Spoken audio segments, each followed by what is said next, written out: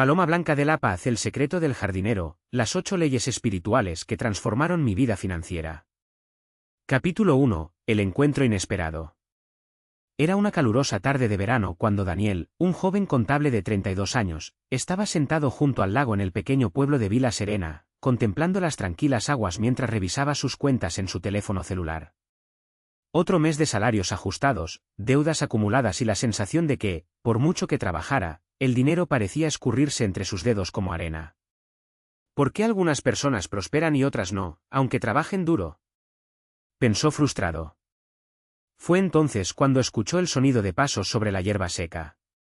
Un hombre mayor, de piel oscura y arrugas profundas, se acercó con un suero calmante. Llevaba una camisa gastada y pantalones de algodón, pero sus ojos brillaban con una sabiduría que llamó la atención de Daniel. «Parece que llevas el mundo sobre tus hombros, joven», dijo el anciano sentándose a su lado sin pedir permiso. «Sí, solo pensando en la vida», respondió Daniel, guardando su celular. ¿En la vida o en el dinero? El anciano sonrió, como si ya supiera la respuesta. Daniel se rió torpemente. «En dinero, lo confieso. Nunca parece ser suficiente». El anciano extendió la mano. «Mi nombre es Elías. Soy jardinero. ¿Y si te dijera que las plantas y el dinero tienen más en común de lo que crees?». Daniel enarcó las cejas, intrigado. «¿Cómo esto?». Elías señaló un pequeño jardín junto al lago, donde crecían en armonía rosas, girasoles y hierbas medicinales.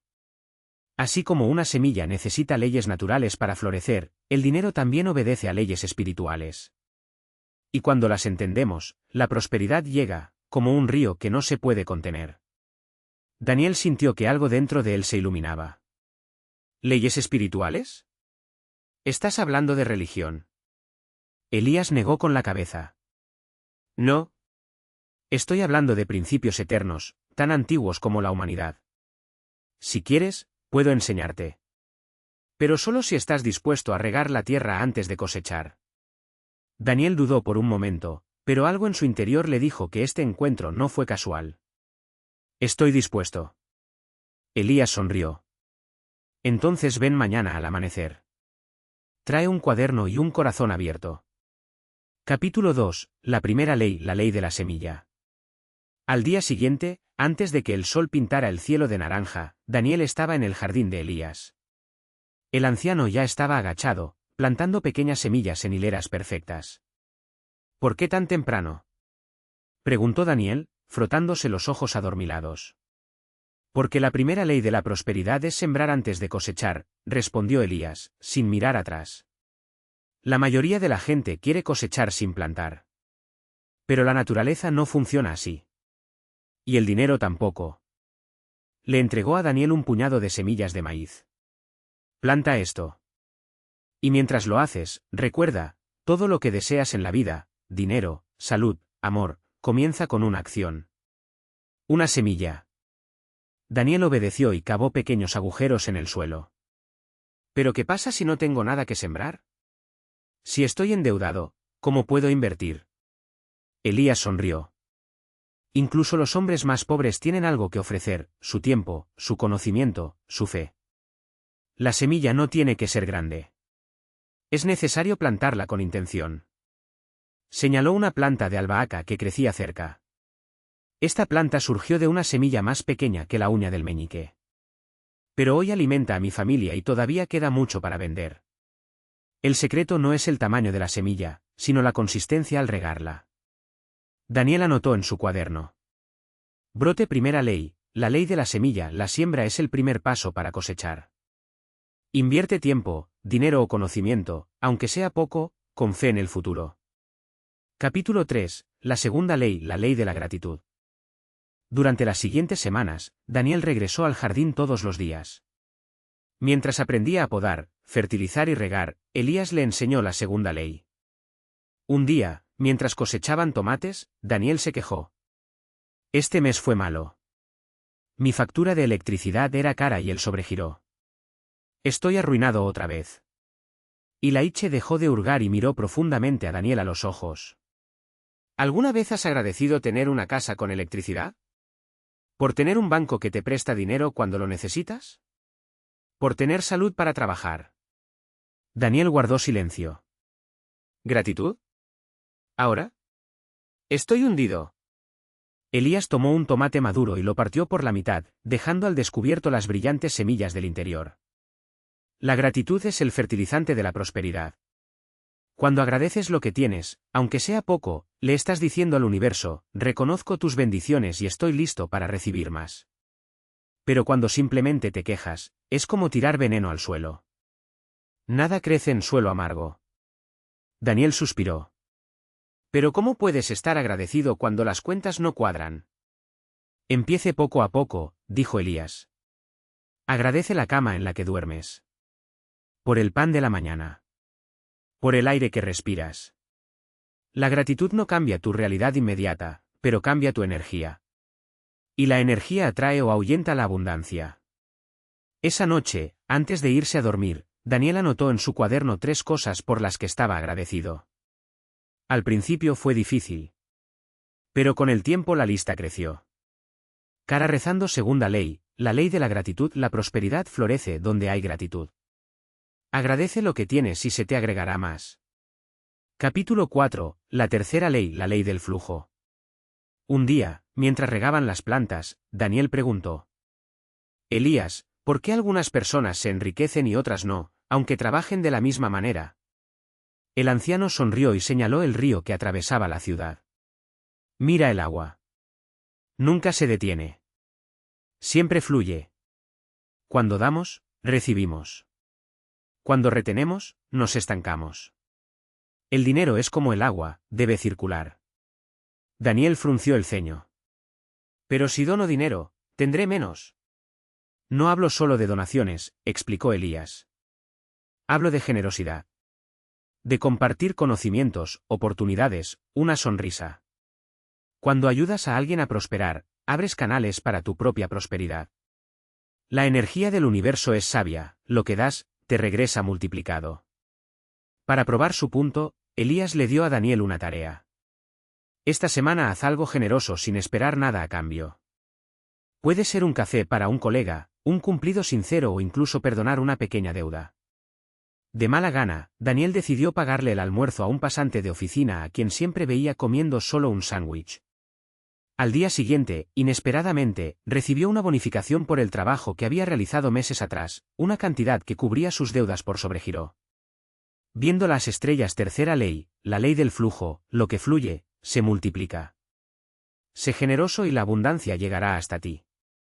Continuará en los próximos capítulos. Próximos capítulos, resumen. Rama cuarta ley, la ley de la paciencia. Todo tiene su tiempo. Un árbol no da fruto en el primer año, así como la riqueza no proviene de la prisa, sino de la perseverancia. Elías le enseña a Daniel a esperar el momento adecuado para cosechar en lugar de forzar resultados. Paloma blanca de la paz, quinta ley, la ley de la fe. Cree y verás. La duda es como la escarcha, congela las semillas antes de que puedan germinar. Daniel aprende a confiar en el proceso, incluso cuando las cosas parecen imposibles. Flechas en sentido contrario al de las agujas del reloj. Sexta ley, la ley del intercambio justo. No acumules lo que no es tuyo. Paga lo que debes, recibe lo justo. La deshonestidad es un agujero que nunca se llena. Elías revela cómo la integridad atrae oportunidades que el dinero no puede comprar. Estrella brillante. Séptima ley, la ley del propósito. El dinero sin propósito es como un río sin cauce, se extiende y desaparece. Encuentra tú, por qué, y la prosperidad seguirá. Daniel entiende que la verdadera riqueza radica en alinear sus finanzas con la misión de su vida. Cara sonriente levantando las 2 manos. Octava ley, la ley de la rendición. Deja ir lo que no te sirve. A veces, la mayor abundancia llega cuando soltamos el control. En el clímax de la historia, Daniel enfrenta su mayor temor: confiar en que el universo conspirará a su favor. Epílogo, la cosecha. Un año después, Daniel ya no era el mismo. Sus deudas habían sido saldadas, su salario se había duplicado, gracias a un ascenso inesperado, y había iniciado un pequeño negocio de plantas medicinales, inspirada en Elías. Pero el mayor cambio no se produjo en su cuenta bancaria, sino en su corazón. Había aprendido que la prosperidad no se trata solo de dinero, sino de una mente abundante. Una tarde de otoño, Daniel regresó al jardín y encontró a Elías sentado en el mismo lugar donde se conocieron por primera vez. Esta vez fue Daniel quien sonrió primero. Gracias, maestro. Por todo. Elías miró al horizonte, donde el sol se ponía en tonos dorados. No me des las gracias. Gracias a las leyes. Siempre estuvieron aquí, solo necesitaban a alguien dispuesto a sembrar. Y con estas palabras, el viejo jardinero se levantó y desapareció entre los árboles, dejando a Daniel con una última lección. Paloma blanca de la paz, la verdadera riqueza no se mide por lo que tienes, sino por lo que te has convertido en el proceso de adquirirla. Fin. ¿Te gustó? Este cuento se puede ampliar a un libro o adaptar para conferencias sobre prosperidad consciente. Las 8 leyes se basan en principios universales que se encuentran en diversas tradiciones de sabiduría, desde la Biblia hasta el taoísmo y la ley de atracción. El viento soplaba suavemente entre las ramas, llevando el aroma de la tierra húmeda y de las flores que Elías había cultivado con sus propias manos. Daniel permaneció inmóvil, sintiendo al mismo tiempo el peso y la ligereza de aquellas palabras. No fue un adiós, fue una semilla plantada en tierra fértil, lista para germinar cuando menos lo esperabas. Pasaron los meses y el jardín que alguna vez fue un páramo se convirtió en un lugar de peregrinación silenciosa. La gente venía de muy lejos, no para recoger frutos, sino para observar cómo respondía la tierra al toque de quienes entendían sus leyes. Daniel, ahora con las manos callosas y el corazón más alegre, recibió a los visitantes sin palabras. Les mostró las plantas, les enseñó a podar sin miedo, a regar con paciencia, a esperar con fe. No habló de las 8 leyes, dejó que se revelaran en el crecimiento de cada brote, en la resistencia de cada tallo, en la generosidad de cada fruto que caía maduro al suelo. Hasta que un día llegó una mujer con un niño en su regazo. Su rostro estaba marcado por el cansancio, pero sus ojos brillaban con una determinación que Daniel reconoció de inmediato. Era el mismo resplandor que había tenido años antes, cuando llegó allí arrastrando los pies, convencido de que la suerte lo había abandonado. Dicen que aquí las cosas crecen de otra manera, murmuró, ajustando el chal sobre los hombros del niño. Daniel sonrió, se agachó y recogió un puñado de tierra, dejándola fluir entre sus dedos. La tierra no miente. Nos devuelve exactamente lo que recibimos de ella. La mujer miró a su alrededor, a las hileras de árboles frutales, a los lechos donde las hierbas medicinales se entrelazaban en armonía, al pequeño lago donde los peces nadaban sin miedo.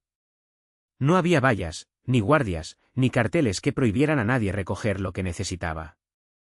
Solo una discreta advertencia, grabada en una piedra cerca de la entrada. Toma lo que la tierra te ofrece, pero deja algo mejor a cambio. ¿Y si no tengo nada que dejar?, preguntó con la voz temblorosa. Daniel señaló al niño, que extendía sus deditos para tocar los pétalos de una rosa. Ya has traído lo más valioso, un corazón dispuesto a aprender. La mujer permaneció allí durante semanas. Aprendió a sembrar en el momento adecuado, a reconocer las estaciones no por el calendario, sino por el lenguaje de las hojas. El niño, que antes lloraba de hambre, ahora reía mientras enterraba semillas en la tierra, seguro de que de allí crecería algo bueno. Y nació. No solo en los parterres, sino también en su interior. Una mañana, la mujer se acercó a Daniel con un paquete en las manos. Es para ti, dijo, entregándole un pan recién horneado, aún caliente. Elaborado con el trigo que cosechamos juntos. Daniel aceptó el regalo, pero le dio algo a cambio, una pequeña bolsa de semillas raras, aquellas que Elías le había regalado el primer día, cuando todo era solo un sueño lejano. Plante estos donde el suelo sea más pobre. Crecen donde otros se dan por vencidos. La mujer se fue al amanecer del día siguiente, llevándose no solo semillas sino también un entendimiento que ninguna moneda podría comprar. Y así, como lo había hecho Elías antes que él, Daniel continuó siendo un guardián silencioso de esas leyes, no por obligación, sino porque finalmente entendió que la verdadera abundancia no se acaba, sino que se multiplica cuando se comparte. Años más tarde, cuando sus manos ya no tenían la misma fuerza de antes, Daniel se sentó en el mismo banco de madera donde Elías le había hablado por primera vez. El jardín ahora se extendía más allá de los límites que sus ojos podían ver, y la gente que pasaba ya no preguntaba cómo, sino ¿qué puedo ofrecer? Fue entonces cuando un niño, no muy diferente de lo que él mismo había sido, se acercó vacilante. Maestro, comenzó el niño, sosteniendo un brote marchito entre sus dedos. Esta planta no quiere crecer. ¿Qué hago? Daniel miró al horizonte, donde el sol se ponía en tonos cobrizos y morados, y sonrió. Ámala hasta que recuerde lo que es florecer. El niño frunció el ceño, mirando el brote como si esperara que respondiera. Las diminutas hojas temblaban levemente entre sus dedos, casi imperceptibles. ¿Pero cómo? Preguntó, su voz fina transmitía la urgencia de alguien que aún no ha aprendido a esperar. Daniel no respondió de inmediato. En cambio, recogió el capullo con cuidado, como si guardara un antiguo secreto, y lo colocó en la palma de su propia mano.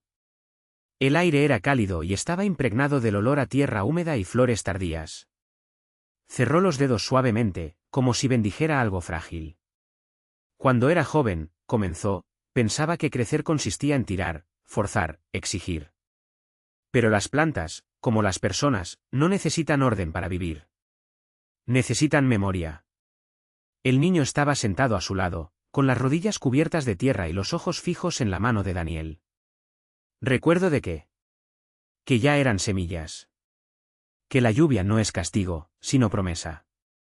Esa sombra no es ausencia de luz, sino descanso para volver a buscarla. El capullo, todavía en la palma de Daniel, pareció oír. O tal vez fue el viento que sopló entre ellos, tan ligero como un suspiro. ¿Vas a regarla todos los días?, preguntó el niño, después de un silencio. No. ¿Vas a hablar con ella? Daniel sacudió la cabeza, sonriendo.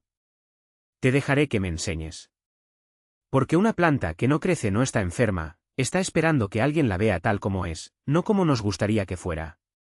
El niño miró el jardín a su alrededor, donde los girasoles se inclinaban uno hacia el otro, donde las enredaderas abrazaban las paredes como si contaran historias. Entonces comprendió que aquel lugar no estaba hecho de tierra y agua, sino de paciencia. Confiable. Y si no florece, murmuró, más para sí mismo que para Daniel. Florecerá de otra manera. Daniel devolvió el capullo a la mano del niño, cerrando los dedos del niño alrededor de él con un gesto lento. Quizás no en pétalos. Quizás en raíces. Quizás en semillas que alguien encontrará más tarde. El sol casi había desaparecido, pintando las nubes de un rosa tan suave que parecían hechas de polvo de flores. El niño guardó el brote en el bolsillo de su camisa, como cumpliendo una promesa. Y cuando se alejó, Daniel se quedó allí, observando el camino que tomaba el niño entre las hileras de plantas, hasta que su silueta se perdió entre los verdes y dorados del atardecer. Solo entonces cerró los ojos, sintiendo el ligero peso de la edad en sus huesos, y sonrió. Porque el jardín nunca se trató de lo que se cosechaba. Se trataba de lo que se plantó sin apresurarse a ver. El viento traía un olor a tierra húmeda, de esos que solo aparecen tras una breve y casi imperceptible lluvia. Daniel respiró hondo, como si pudiera conservar ese aroma en su interior para los días más secos. Unos dedos callosos por el tiempo y el trabajo se deslizaron sobre la rugosa superficie de un banco de madera, donde reposaba una botella de vidrio semiopaco, lleno de agua y una ramita de romero. Lo recogió, girándolo entre sus manos, observando cómo la cálida luz del crepúsculo se fragmentaba en las gotas que corrían por el costado. No era la primera vez que un niño salía del jardín con algo que no se había llevado. Y no sería el último. Daniel conocía ese tipo de miradas, aquellas que buscaban no solo un modelo, sino una respuesta, o al menos una señal de que el mundo todavía guardaba algún misterio generoso. El capullo que le había dado al niño era de un antiguo rosal, de esos que florecían en tonos de azul pálido, casi plateado, como si hubieran absorbido la luz de la luna en lugar del sol. Era raro, y por eso lo cultivaba con esmero, no por vanidad, sino porque algunas cosas necesitaban persistir, aunque solo fuera para ser encontradas por quien sabía buscarlas. Se puso de pie lentamente, sintiendo sus articulaciones crujir como ramitas secas bajo sus pies. Caminó hasta el rincón más alejado del jardín, donde una valla de madera, medio torcida por el tiempo, separaba su terreno del bosque que allí comenzaba. Entre las rendijas vio la figura de un ciervo, inmóvil, mirándolo con la misma curiosidad silenciosa con la que Daniel había observado al niño hacía un momento. Los animales también acudían allí, como si supieran que ese pedazo de tierra era un lugar donde las cosas podían ser como eran, sin prisas, sin miedo. ¿Estás buscando algo también?, murmuró, aunque sabía que el venado no respondería. Ni siquiera era necesario. El animal movió las orejas, atento, y luego, con paso ligero, desapareció entre los árboles. Daniel volvió a sonreír, esta vez para sí mismo. Había algo reconfortante en la idea de que, incluso cuando no lo veías, las cosas seguían creciendo. El rosal azul, por ejemplo. La había plantado años atrás, tras encontrar sus semillas en un sobre amarillento, escondida entre las páginas de un viejo libro de botánica. No había instrucciones, ni nombre científico, solo una frase manuscrita, para los que saben esperar. Y había esperado. Así como había esperado que llegara ese chico, aunque no sabía que era a él a quien estaba esperando. Quizás no fue por el niño en sí, sino por el gesto, ese momento en el que se transmite algo sin pedir nada a cambio. Como la lluvia que cae sin previo aviso, como el sol que sale incluso cuando nadie mira. Daniel regresó a la pequeña casa, de paredes blancas y ventanas siempre abiertas. En el interior, el olor a hierbas secas y a papel envejecido se mezclaba con el aroma del té calentándose en la estufa. Sobre la mesa, estaba abierto un cuaderno de tapas gastadas, con notas sobre las estaciones, las lunas y el ciclo de las plantas. Hojeó las páginas hasta encontrar una en blanco, donde trazó con tinta descolorida. Hoy un niño se llevó consigo el rosal azul. No sé si sabrá cuidarlo, pero sé que dondequiera que lo plante algo nuevo crecerá. Quizás no para mí. Quizás para alguien que ni siquiera nació. Cerrar el cuaderno fue como cerrar un ciclo, aunque sabía que ningún ciclo realmente terminaba. Simplemente se transformó. Afuera, el jardín respiraba la quietud de la noche que caía, y Daniel, una vez más, dejó que el silencio lo envolviera, completo y suficiente. Porque algunas cosas no era necesario decirlas para entenderlas. Bastaba con que fueran experimentados, aunque fuera por un momento, aunque solo fuera por alguien que supiera reconocerlos.